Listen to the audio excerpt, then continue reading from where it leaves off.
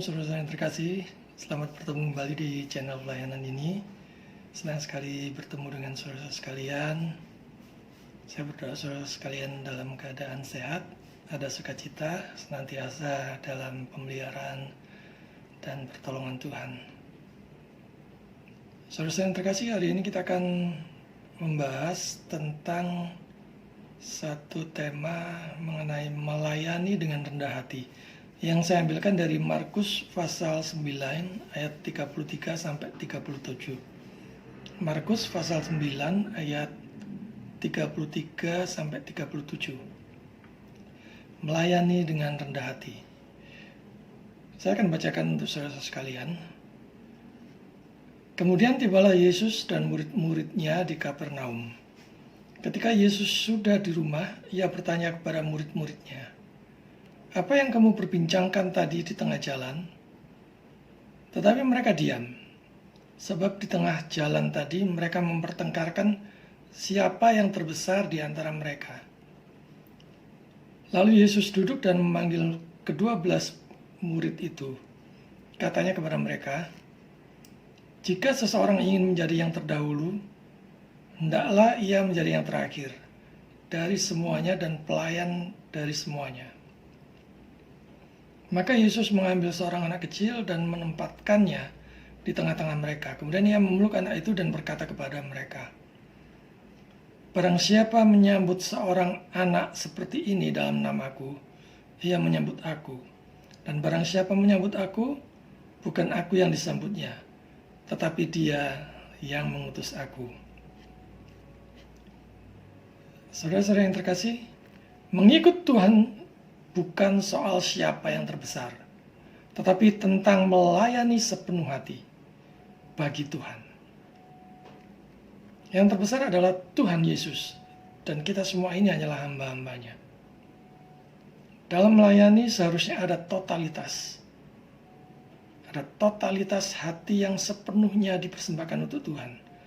Sebab anak manusia datang untuk menebus dan menyelamatkan, dan ini sungguh-sungguh indah dan mulia. Kita melihat di bagian awal tadi, Yesus memanggil karena ada pertengkaran tentang siapa yang terbesar di antara para murid. Kalau kita lihat latar belakangnya adalah saat itu Israel tidak mempunyai tempat sendiri, alias terpecah. Dan orang Yahudi ingin Tuhan memulihkan negara Israel. Mereka yakin Yesus datang dari Allah karena bisa menyembuhkan, bisa mengusir setan, dan membuat mujizat-mujizat. Mereka pikir Mesias datang untuk memulihkan Israel, dan kedua murid tersebut mengharapkan satu posisi. Mungkin ingin dapat posisi yang penting. Mungkin menjadi Perdana Menteri, mungkin menjadi Panglima. Yang jelas mereka menginginkan posisi yang tinggi. Tetapi Yesus menjawab bahwa Mesias datang untuk menderita. Dan ini pasti membuat mereka kaget. Sementara murid-muridnya bertengkar tentang siapakah yang terbesar. Semoga saudara-saudara tidak ada yang bertengkar hanya karena urusan posisi ataupun jabatan di dalam suatu gereja, di dalam pelayanan. Di sana dikatakan bahwa mereka tidak mengerti kehendak Allah. Saudara yang terkasih, apakah saudara mau dan bersedia menderita bagi Tuhan? Ini adalah pertanyaan untuk semua pelayan dan para hamba Tuhan. Untuk direnungkan dengan baik-baik, dengan sungguh-sungguh. Nah, kalau kita lihat, mereka mengikut Yesus hanya untuk kepentingan diri sendiri. Kedua rasul itu meminta untuk bisa duduk di sebelah kanan dan yang lain di sebelah kiri. Mereka hanya menginginkan posisi mereka, dan mereka hanya memikirkan diri mereka sendiri. Dan perselisihan itu timbul karena adanya satu ambisi, dan pertikaian-pertikaian di dalam pelayanan itu bisa terjadi di mana saja dan kapan saja, di gereja manapun, di sinode manapun. Mari kita bandingkan antara misi Yesus untuk menderita dengan misi murid-murid untuk mendapatkan suatu posisi. Artinya sama dengan saat ini, di dalam hal bekerja, di dalam melayani, banyak yang motivasinya adalah menginginkan posisi. Bukan melakukannya karena semata-mata karena cinta Tuhan. Pelayan gereja yang satu dengan yang lain banyak yang bertikai karena memperebutkan posisi juga. Coba kita renungkan, dan kita mesti jujur di hadapan Tuhan. Mengapa kita mesti ke gereja? Mengapa kita pergi ke gereja dan melayani? Apa yang menjadi suatu motivasi di dalam kita melayani? Apakah untuk kepentingan diri sendiri? Seperti supaya terkenal, supaya ngetop, supaya populer, supaya dihormati banyak orang?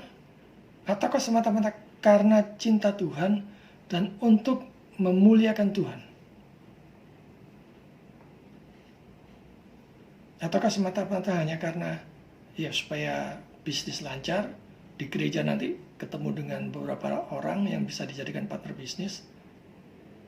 Atau mungkin ada yang berangan-angan bergereja di suatu gereja yang besar, yang jemaatnya kaya-kaya, nanti juga akan ikut kaya, sukses, makmur, banyak kolega, dan agar Tuhan Yesus memberikan apapun yang diminta.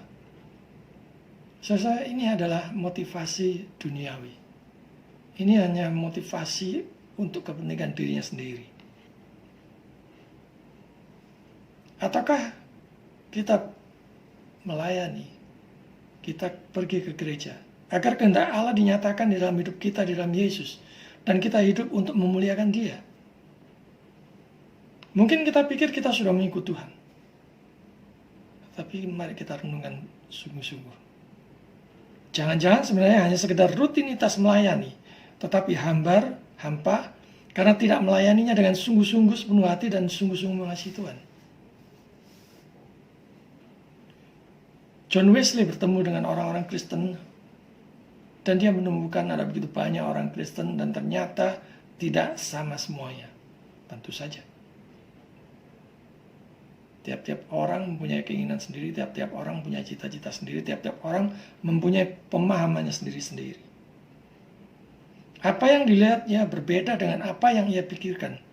Hingga ia berpikir bahwa ia belum sungguh-sungguh bertemu Tuhan Yesus, dan saat itu mulai bertobat. Tak jarang di dalam kepengurusan gereja, majelis ataupun diaken, khususnya di saat menjelang pemilihan mulai ada kampanye-kampanye yang menjelek-jelekan satu dengan yang lainnya.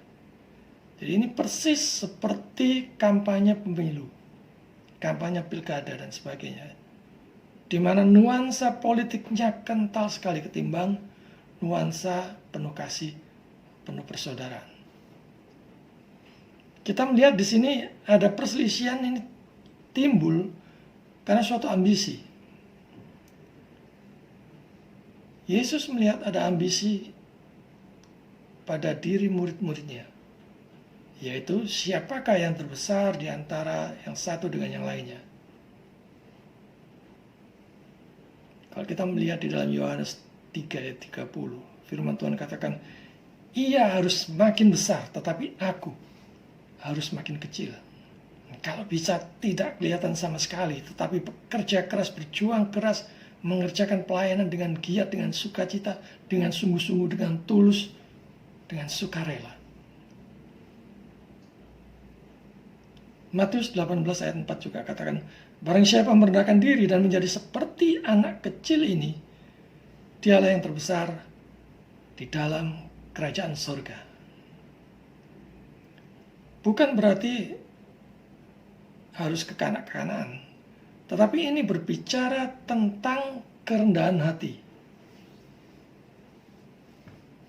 Saudara yang terkasih, kita berbicara sekarang tentang kasih dan anugerahnya yang terutama. Itu yang terutama, kasih dan anugerah Tuhan. Bukan siapa yang terbesar. Berbicara tentang yang terbesar, seharusnya diarahkan kepada Tuhan Yesus dan kasih setianya. Bukan lebih banyak berbicara tentang diri sendiri. tetapi sebaiknya diarahkan pada hal yang bernilai kekekalan, diarahkan kepada pribadi Tuhan. Saya bisa memperhatikan, kalau saya mengikuti suatu kebaktian atau ibadah, mungkin saudara mengikuti di satu gereja dengan gereja yang lain, ada kesempatan untuk melihat beberapa ibadah di tempat-tempat lain. Perhatikan, apakah yang disampaikan di sana, apakah khotbah yang disampaikan di sana meninggikan Kristus atau hanya berbicara tentang aku, tentang diri sendiri, tentang gerejanya sendiri, tentang kelompoknya sendiri, tentang sinodanya sendiri, ataukah tentang Yesus yang menyelamatkan? Matthew Henry mengatakan, sementara juru selamat mengajarkan dengan begitu jelas hal yang menjadi milik kasih dan anugerahnya, orang-orang begitu buta sehingga mereka tidak mengerti ucapannya, tidak mengerti ucapan Yesus.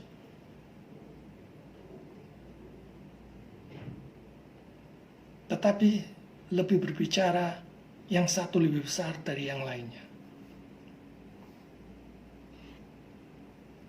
Perhatikan semua pelayan hamba Tuhan. Setiap perselisihan yang terjadi di dalam gereja-gereja tubuh Kristus, jika saudara menjadi penyebabnya, apapun pertikaian itu, apapun perpecahan itu, akan dituntut pertanggungjawabannya. Banyak yang melupakan bahwa hal kasih dan anugerahnya adalah lebih besar nilainya daripada posisi ataupun jabatan mereka. Saya tidak tahu apa jabatan saudara saat ini. Jika ini sungguh-sungguh dipahami, maka tidak penting lagi meributkan siapa yang terbesar. Tetapi justru berlomba-lomba untuk saling melayani dan merendahkan diri di hadapan Tuhan. Dan ini semestinya yang diterapkan, diajarkan terus-menerus berulang-ulang kepada jemaat. Dan dipraktekkan oleh setiap pelayan hamba Tuhan. Siapapun dia adanya di sana. Apakah itu gembala, apakah itu majelis, penatua, diakon, majelis, harus mempraktekkan kerendahan hati, saling merendahkan diri satu dengan yang lainnya, sehingga dilihat oleh jemaat dan menjadi contoh teladan yang baik bagi jemaat untuk bersama-sama melakukannya untuk kemuliaan Tuhan. Dan harusnya meninggikan juru selamat dan merendahkan diri sendiri. Hanya Yesuslah yang layak ditinggikan. Dan seharusnya kita saling merendahkan diri satu dengan yang lainnya. Para penginjil lebih banyak berpikir tentang apa yang meninggikan juru selamat daripada apa yang merendahkan diri mereka sendiri.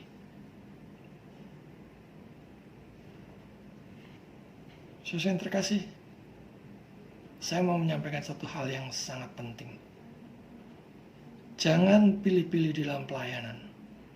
Misalnya hanya mau yang disukai saja. Padahal belum pernah mencoba bidang lain.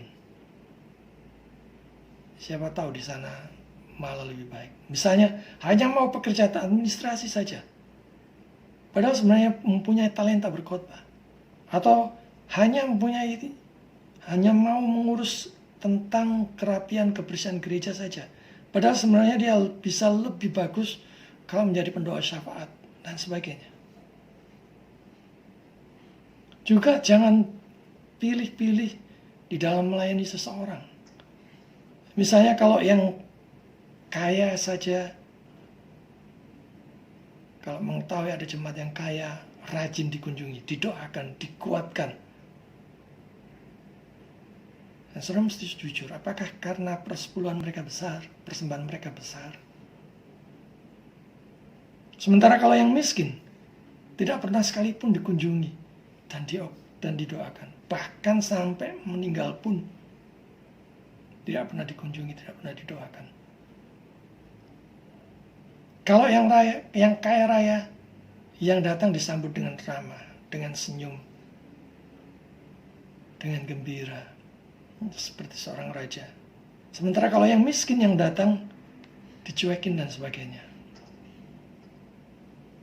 Saudara-saudara yang terkasih, hindari pilih kasih di dalam pelayanan.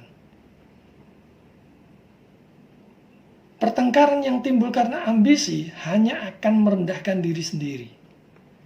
Dan demikian juga dengan gereja. Jika gereja yang satu dengan yang lain terus bertengkar, terus bertikai, hanya akan merendahkan diri sendiri ketimbang memuliakan Tuhan. Kecuali yang dipertengkarkan memang hal yang fondasi, yang tidak bisa diganggu gugat tentang suatu kebenaran yang menyangkut juru selamat. Maka itu harus diperjuangkan sungguh-sungguh. Tidak boleh tidak. Kalau ada yang penyesat di dalam, kalau ada yang menyimpang di dalam, maka itu harus diselesaikan. Dan biasanya menjelang pemilihan pengurus majelis gereja atau pendiakan, akan ada kampanye hitam, black campaign, yang menjelek-jelekan yang satu dan yang lain. Seharusnya saling bekerja sama, bersinergi, berkolaborasi, bersama-sama meninggikan juru selamat. Bersama-sama mengutarakan program-program. Apa yang terbaik untuk memuliakan Tuhan. Apa yang terbaik yang diberikan untuk bisa menolong jemaat lebih mengerti firman Tuhan. Di bagian berikutnya dikatakan di situ berbicara tentang hal kerajaan Allah sudah dekat dan berbicara tentang kualifikasinya. Sebenarnya bagus mereka sudah menyadari bahwa kerajaannya sudah dekat. Karena itu seharusnya tidak perlu lagi bertikai ataupun saling berselisih. Karena memang tidak ada urgensinya, tidak ada bagusnya di sana. Malah mungkin akan timbul sakit hati, timbul dendam, dan lain sebagainya. Jadi perselisihan para murid ini menunjukkan betapa mereka benar-benar menyadari kedekatan kerajaannya. Dan pada saat yang sama mereka harus belajar mengenai kualifikasi yang diperlukan untuk masuk ke dalam kerajaan Allah.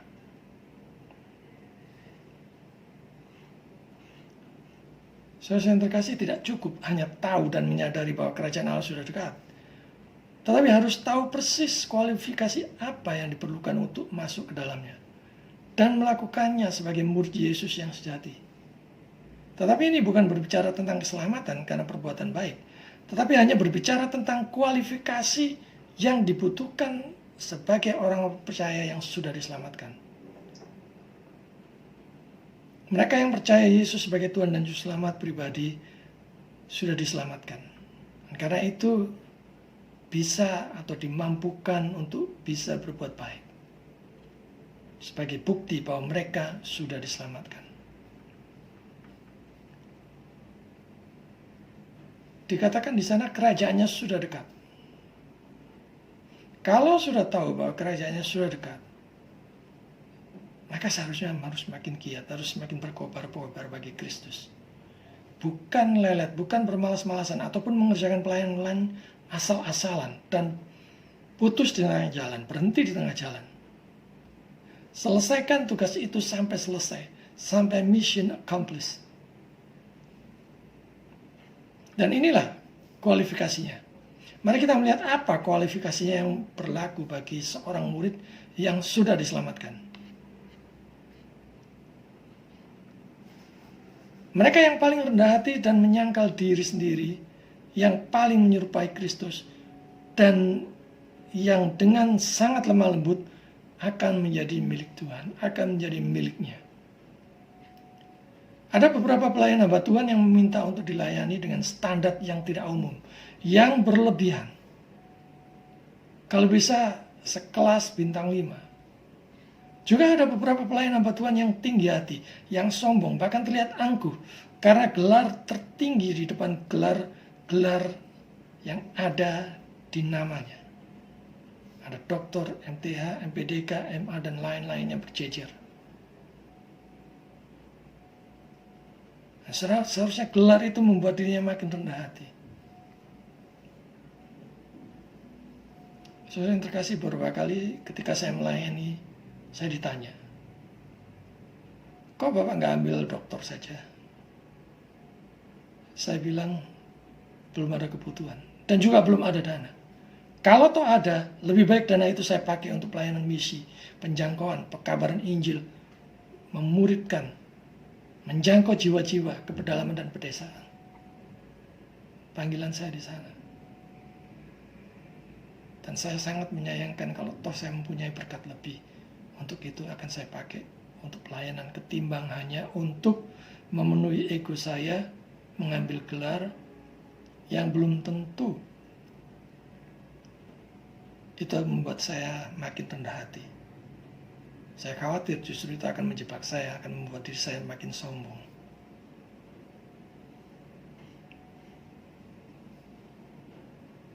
Saya mengutip quotes dari John Owen yang sangat-sangat bagus.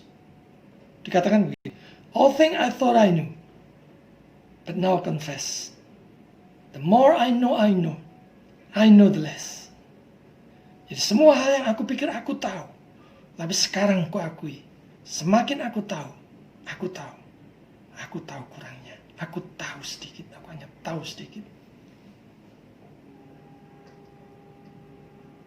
Ada beberapa pelayan hamba Tuhan yang begitu galak dan arogan di hadapan jemaat. Namun kelihatan lemah lembut di hadapan orang-orang jemaat baru, khususnya mereka yang kaya-kaya, mereka yang donatur dan sebagainya. Saya ini munafik namanya.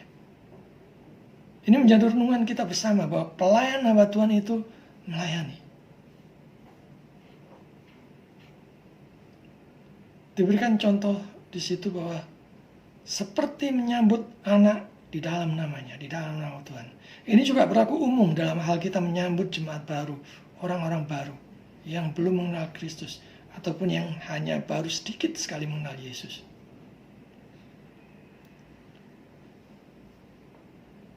Yesus mengajar dengan sebuah tanda. Mari kita melihat apa yang dimaksud dengan sebuah tanda tersebut. Yesus mengajar mereka dengan sebuah tanda. Siapapun yang akan menerima seseorang seperti anak ini, ia menerima aku. Bagaimana dengan kita? Apakah kita juga ramah dan lemah lembut kepada setiap orang tanpa terkecuali, tanpa melihat statusnya, tanpa melihat dia suku apa, tanpa melihat dia dari bangsa mana, tanpa melihat bagaimana latar belakang hidupnya? Apakah kita juga ramah terhadap mereka? Termasuk juga menyambut orang baru yang mungkin berbeda denominasi dari kita, tanpa memandang dengan rasa curiga. Bahwa dia datang, tentu Tuhan yang menuntun dia sampai ke tempat itu. Dan tugas kita sebagai pelayan-pelayan Tuhan untuk memberikan yang terbaik, untuk mendampingi dia. Mungkin untuk menjawab pertanyaan-pertanyaan dia, untuk menemani dia berbicara dan sebagainya. Saya ingat demikian karena saya dulu pada waktu selesai kuliah S1, saya merantau ke Batam. Dan saya pada hari pertama kali saya ke gereja, saya tidak tahu siapa-siapa, tidak ada seorang pun yang menegur saya, menyapa saya dengan ramah dan sebagainya. Jadi saya merasa asing, seperti ada di dunia lain, seperti ada di tempat yang asing. Jadi sekali lagi, ini berbicara tentang kerendahan hati. Menerima seseorang dengan rendah hati, dengan tulus ikhlas di dalam nama Tuhan. Melayani sesama juga harus dengan rendah hati, semata-mata karena cinta Tuhan. Belajar untuk memperhatikan orang lain. Maka saat kita butuh, orang lain juga akan memperhatikan kita suatu saatnya nanti, pada saat kita membutuhkan. Apa yang orang lain kita harapkan untuk lakukan, demikian juga kita lakukan. Kalau kita ingin diperlakukan dengan ramah, mari kita ramah kepada semua orang. Kalau kita ingin diperlakukan dengan baik, mari kita perlakukan orang lain dengan baik. Dan siapa yang melayani Tuhan, tidak mungkin menyakitinya, tidak mungkin menyakiti Tuhan. Hal yang penting dalam setiap pelayanan adalah bagaimana kita memperlakukan Allah yang hidup. Apakah untuk kepentingan diri kita sendiri ataukah untuk memuliakan Dia? Dan Yesus ingin memulihkan posisi kita di hadapan Allah. Ia ingin kita diangkatnya dan mengasihinya. Markus pasal 10 ayat 45 firman Tuhan katakan, karena Anak Manusia juga datang bukan untuk dilayani, melainkan untuk melayani dan untuk memberikan nyawanya menjadi tebusan bagi banyak orang. Dan demikian juga seharusnya kita, semestinya kita. Tuhan kita menyalahkan para rasul, mengingatkan bahwa siapa yang melakukan mujizat atas namanya tidak akan mungkin menyakiti hatinya. Tuhan bekerja melalui pengkhotbah di mana orang berdosa dibawa untuk bertobat, percaya kepada juru selamat, dan untuk menjalani hidup yang benar, yang saleh, dan ada di dalam Tuhan senantiasa. Saudara yang terkasih, zaman sekarang beberapa orang yang hanya memikirkan posisi, kedudukan, dan untuk kepentingan diri sendiri, bukannya bagaimana hidup kita menjadi berkat bagi orang lain. Jadilah orang Kristen yang sejati, yang rendah hati, yang menerima orang lain seperti anak kecil di dalam nama Tuhan. Orang percaya yang sejati mengetahui tentang arti pelayanan dan panggilannya bagi Tuhan. Bukan untuk kepentingan diri sendiri, tapi untuk kemuliaan Tuhan. Dan kita dipanggil bukan untuk dilayani, tapi untuk melayani sesama. Sungguh-sungguh mau melayani dan menjadi berkat bagi sesama dan bagi negara. Pilihan juru selamat kepada Petrus, Yakobus, dan Yohanes tentang bagaimana menjadi yang terbesar adalah perintah untuk dilaksanakan oleh semua muridnya pada saat ini, termasuk saudara dan saya. Tanpa penyerahan diri total kepada Tuhan, siapa yang akan mampu melayani dengan penuh totalitas sampai akhir dengan tulus, setia, giat, berkobar-kobar, dan sukacita di dalam Tuhan? Mungkin saya pernah melihat atau mendengar kabar atau melalui YouTube ada hamba Tuhan yang meninggal dunia di mimbar pada saat dia memberitakan firman Tuhan, di mana dia meninggal sampai akhirnya di dalam pelayanannya. Hati, tenaga, dan pikiran kita semuanya juga seharusnya kita arahkan kepada Tuhan. Bahkan keseluruhan hidup kita persembahkan bagi Tuhan. Apapun itu, pekerjaan, potensi, talenta, bakat yang sudah Tuhan berikan, yang sudah Tuhan percayakan, mari kita gunakan itu memuliakan Tuhan. Sadari bahwa tanpa Tuhan semuanya akan sia-sia. Betapapun hebat dan cakapnya kemampuan kita di dalam pelayanan, selalu ingat untuk mengandalkan Tuhan dan hanya bersandar kepada Dia. Dan kalau bukan Tuhan yang memberikan kekuatan kepada kita semua, maka semua yang kita lakukan tanpa berkatnya, tanpa kuasanya, tanpa penyertaannya, yang kita lakukan hanya sia-sia. Apalagi kalau yang kita lakukan itu tidak sesuai dengan kehendak-Nya. Pelayanan bukan hanya melayani di gereja, tetapi rela berkorban bagi Tuhan. Bukan hanya untuk diri sendiri dan kelompoknya sendiri, ataupun sinodenya sendiri, ataupun gerejanya sendiri. Yang terpenting dalam pelayanan adalah apa yang Tuhan kehendaki untuk kita kerjakan bagi Dia. Maka mari kita kerjakan, kita lakukan itu dengan sungguh-sungguh. Bukannya dengan malah memperalat Tuhan ataupun jemaatnya. Kalau hanya berpikir kita dapat apa, dapat berapa, dapat jabatan apa, posisi apa, saudara, itu bukan pelayanan. Pelayananmu adalah menyerahkan hidupmu sepenuhnya bagi Tuhan. Karena itu berikan totalitas penyerahan diri untuk hidup bagi Tuhan. Sekedar mati itu mudah, tapi hidup bagi Tuhan itu tidak mudah. Tetap hidup bagi Tuhan apapun kondisinya yang kita alami, sesulit apapun, seberat apapun kondisinya, tetap ikut Tuhan, tetap bersandar pada Tuhan. Bersama dengan Tuhan, kita pasti bisa. Saudara yang terkasih, semangat melayani itu bagus. Tapi hidup bagi Tuhan dalam pimpinannya, menyerahkan hidupmu sebagai suatu persembahan yang hidup setiap hari, itu tidak mudah. Hanya bisa jika Roh Kudus menolong setiap langkah kita dan kita senantiasa bersandar kepada Dia. Ada banyak posisi dalam pelayanan di gereja. Pendoa syafaat, penyambut tamu, kolektan, paduan suara, pembesuk, pengelola email, pengelola web, korespondensi gereja, penyambut pengunjung, dan masih ada banyak lagi pelayanan. Dan sebelum masuk bergabung dan mengerjakannya, pergumulkan dengan sungguh-sungguh. Panggilan pelayanan kita, tanyakan dulu kepada Tuhan. Sehingga kita tahu kehendak Tuhan. Kita akan pelayan apa dan di mana. Dan renungkan, apakah kita ini hamba Tuhan ataukah hamba materi? Hamba nafsu atau duniawi? Yesus memanggil kita bukan untuk bertengkar, meributkan siapa yang terbesar, tapi untuk menyambut orang dengan rendah hati, tulus dan ikhlas melayani mereka.